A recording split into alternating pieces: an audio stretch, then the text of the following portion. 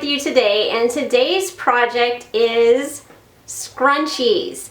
This is a great scrap buster, and the method I use to make these, which I like to call the magic tube, can also be used to make headbands and infinity scarves. So I've got some links below to blog posts about all three of these projects, and then I will see you after the intro to talk supplies.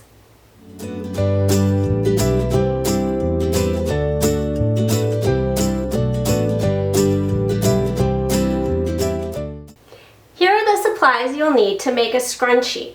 You'll need a strip of fabric that measures 18 inches long by 4 inches wide. You need a needle and thread, a safety pin, and an 8-inch long piece of elastic.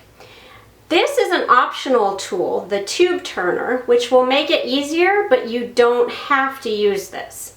So the first thing you want to do is take your fabric and you're going to fold it in half, right sides together, and you want to match the long edges. And then we're going to stitch, leave a gap, and then stitch the remainder of that edge. So here is what it looks like once you've sewn that seam. For a scrunchie, you're going to want about 1 inch to 1.5 inch wide gap. The next step is going to be to turn the tube halfway. And I'm going to show you how to do that with a safety pin. So you're going to weave your safety pin in through the end there, and then you want to take that to the inside of the fabric and use the safety pin to pull fabric into the tube. And make sure you do this on the end that does not have the gap in it. This is how you use a tube turner to turn your fabric. You're going to start by taking the tube piece of it and you're going to put it inside the fabric that you're going to turn. Then what you want to do is, if you have a closed tube, you would put it in from this end and then you would shove the closed end through. Since this is an open tube, you have to start about 1 inch back just to give your fabric enough so that it doesn't like unwrinkle halfway through, and then you push it through the tube. Now remember, we only want to turn this halfway, so once I get it out the other end of the tube, I'm going to pull that out, pull the tube out, and I'm done. And you can see how much faster that was. So there's a link below to get a tube turner if you'd like one. Once you've turned the tube halfway, you want to match up the seam allowances, and you can kind of just push one in one direction, one in the other. And then we're going to stitch all the way around that tube. Now on a tiny tube like that I'm using for this scrunchie here, you're going to have to hand stitch it if you're using a woven fabric. If you're using a stretchy fabric, you might be able to put it over your presser foot. So I just use an overhand stitch to stitch this up.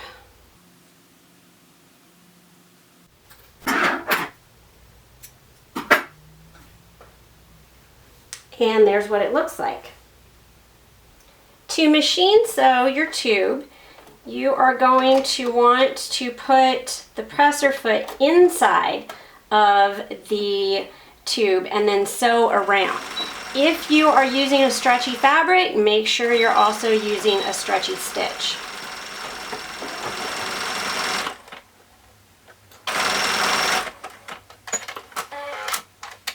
Once your fabric tube is sewn together around the ends, you are going to turn it right side out through your gap. You're going to use the elastic and the safety pin, and you're going to thread that through.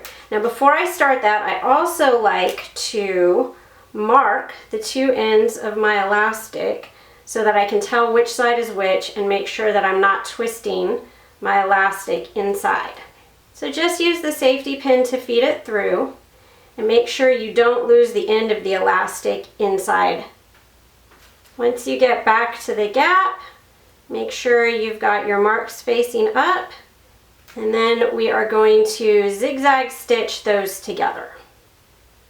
To zigzag your elastic together, you're going to want to overlap the elastic and get it under the presser foot and then just zigzag over those edges.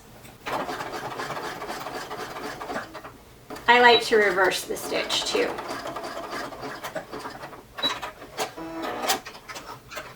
Once your elastic is secured inside your scrunchie, you need to finish up this gap that we left for turning. I am going to show you how to do an invisible stitch.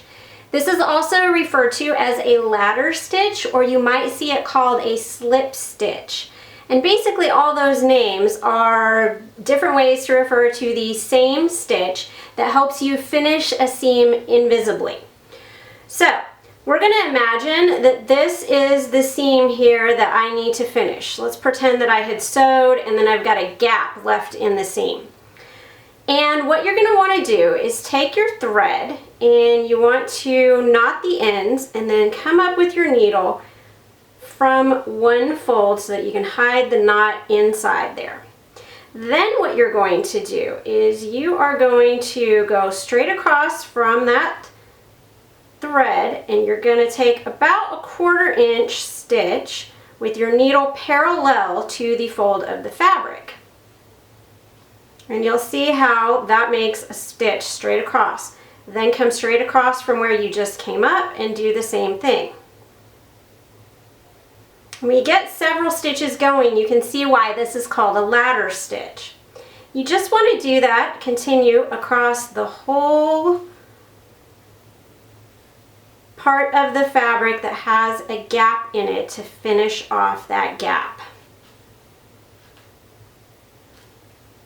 Now here's the magic part. Once you've got that whole ladder done, if you pull the thread, you'll see how it starts to gather up the fabric, but when you pull it flat, you'll notice that the thread has basically disappeared.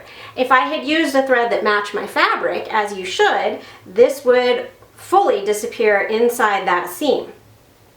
And if we had the seam flat, you can see how that stitching is hardly visible. Finally, what you want to do is wherever your needle last came out, take an extra little stitch there and then wrap or take your needle through that thread a couple times so that you can knot it before you cut it off. And that is how you do an invisible stitch.